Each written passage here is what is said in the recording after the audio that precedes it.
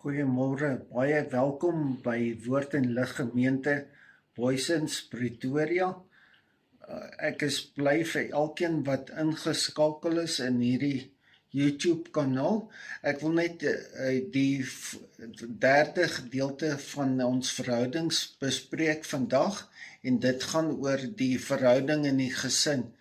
Nou ek het in die week wat verby is, het ek ietsie opgemerk wat baie interessant was. Die man gaan koop blomme vir sy vrou, maar die kinders is saam en hy vat blomme in die winkel en die kinders sê vir hom, pa, ma gaan nie van hierdie blomme hou nie. Toe vat hulle 'n ander bossie blomme. Nou is my vraag net, wat se verhouding het hierdie pa met hierdie ma en met die kinders? Wie pas waar in die verhouding?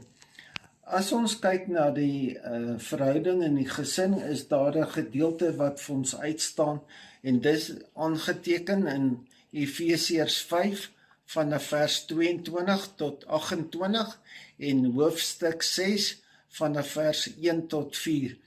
En daar gee die Here vir ons mooi riglyne in die woord rondom die gesin.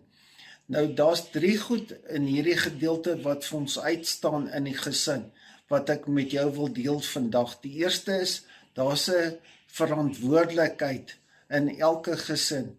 Elkeen het 'n verantwoordelikheid in hierdie gesin. Ma, pa en die kinders. Die tweede is, daar's 'n orde. Daar's 'n sekere orde nodig in elke gesin. Die derde aspek wat uitstaan is respek. Daar's respek nodig van al die partye wat betrokke is, ma, pa en die kinders.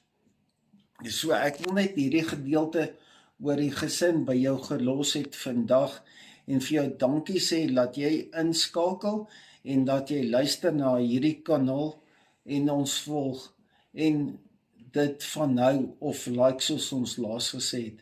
Mag die Here vir jou seën in hierdie tyd wat voorlê en sy goedheid en sy guns jou deel wees in Jesus naam. Amen.